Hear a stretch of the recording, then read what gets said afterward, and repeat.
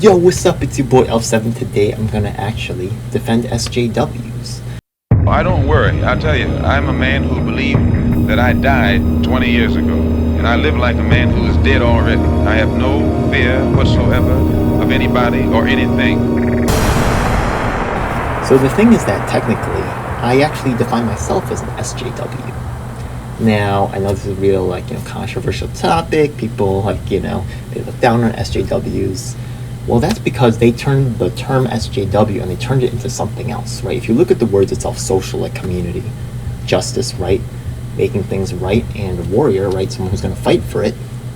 The word itself sounds fine with me, right? Yeah. But people now say it's identity politics, right? Yeah. And people say, here's where it starts to get weird. Now, I do agree that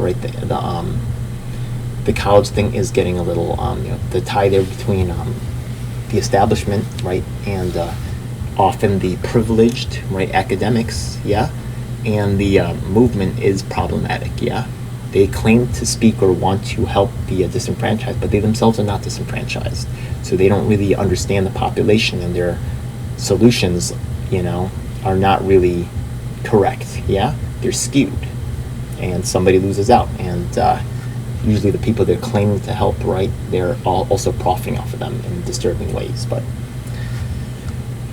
that aside, right, the typical, right, viewpoint of the SJW is a woman, usually overweight, usually unattractive, and often, right, associated with purple hair, right?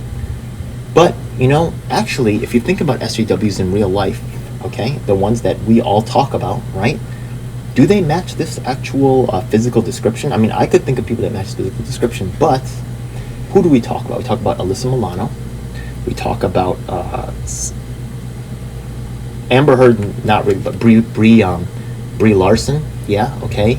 And we talk about that lady, Kathleen Kennedy from Disney Channel, things like that, yeah. We're talking about pretty attractive women here, right? Not that Kathleen Kennedy's overly superly attractive, but, she's not a bad-looking lady. She doesn't have purple hair, right? So the thing is that you could see that the conversation, right, and can you name any black SJWs, right? Yeah. Once again, right, we could see that the reality, right, focuses and the messaging gets to come from, the white attractive people, right, which is, that's just the society we live in, okay? And the stereotype is that what we don't like is something unattractive.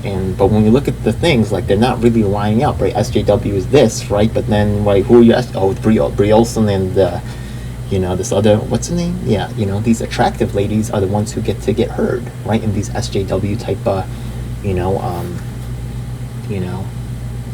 discourse that goes on. So it just doesn't make any sense, yeah? So, who else gets attacked as SJW? Perhaps Colin Kaepernick, right? Now, which is really weird, right? Because his actual kneeling, right, actually was suggested by someone who was in the military, right, as a compromise, because they didn't like the fact that he was sitting down. So they said, kneel and show respect to the veterans and the people who have fought, right, for this country, but I still respect your right to protest. And that's a wonderful compromise, right? Some people don't want to, accept compromise, and that's not cool, yeah? What was your initial response when you saw that Colin Kaepernick sat for the national anthem? I'll be completely honest, my initial response was anger, I was angry and disappointed because I grew up a Niner fan and I was pulling for this guy. And now he just pissed on my flag.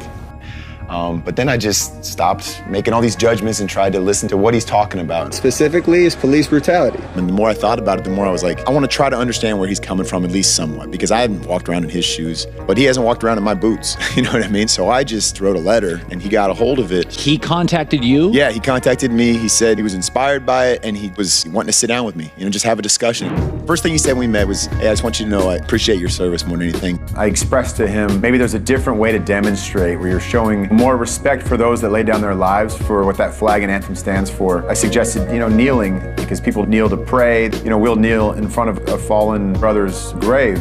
To show respect. He said, I think that would be really powerful. Colin Kaepernick choosing not to sit on the bench this time, but to take a knee. The fact that he was willing to listen and go to a knee versus sitting, I thought was huge. That's an important step that he's taken. I think other people need to take a step too and maybe listen to him. Cops are getting paid leave for killing people and not being held accountable. That's not right. I respect those men and women in uniform, but the ones that aren't doing it the right way, we need to correct it. We need to fix it. He's right about that. People of color have been targeted by police. It is an issue, and we've come a long way, but we still have a long way to go. I think as a service member, it's more upsetting for me to come back from fighting for my country overseas to see how divided we are and how angry we are at each other. Wouldn't you love to see one of these NFL owners say, get that son of a bitch off the field? I'm more hurt by that than somebody sitting down during the anthem. To give something, you give something. Isn't that fair?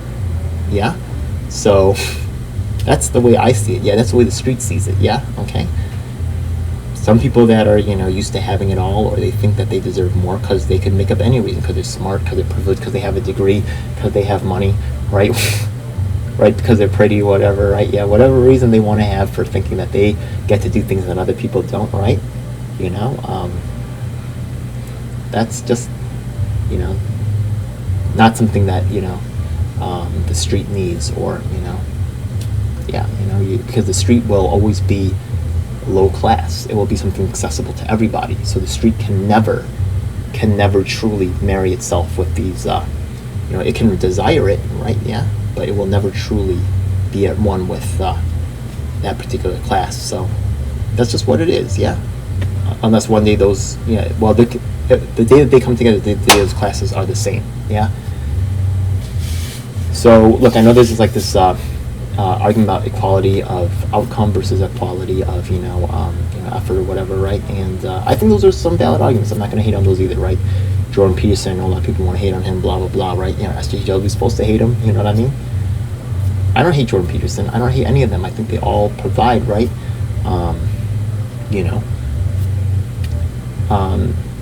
Voices that I want to hear, that make me think about things in a different way, or from another viewpoint. I want him to keep developing those ideas and see where that goes. I think it's interesting, yeah. And the day that we shut ourselves off to that is the day that we are actually shutting ourselves off to innovation and science in its true form, which is actually keeping an open mind, which is supposed to be what academics is about, right? But they've sold out long ago, and now they have a certain, right? They're not open-minded. They have a very a dogma that you need to follow, almost like a religion, which is ridiculous. So, and it should not be dogma that SJWs think a certain way, right? Yeah, who made up these boogeymen? Yeah, okay. Some of these people out there are your friends. Even guess what? The unattractive, right, ladies with the purple hair. You know what I mean?